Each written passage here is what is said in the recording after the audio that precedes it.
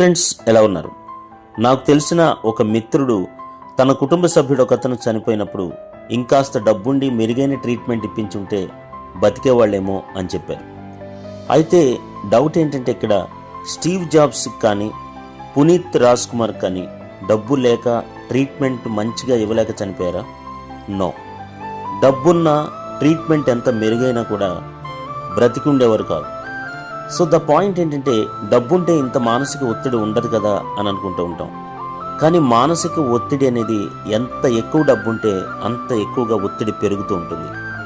కాబట్టి ఒక మనిషి చనిపోయిన తర్వాత అంత ఎందుకు ఇంకో మనుషులు బాధపడతారు అంటే వాళ్లతో మనం నిత్యం ఎమోషనల్ బాండేజ్ భావోద్వేగ అనుబంధాలు కలిగి ఉంటాం.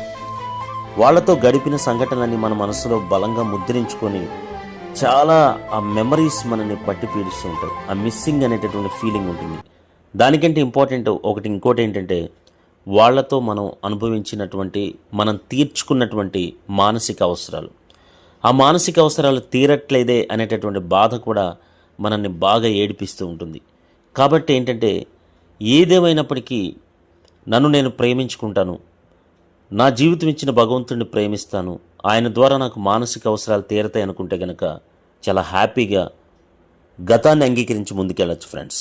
Thank you.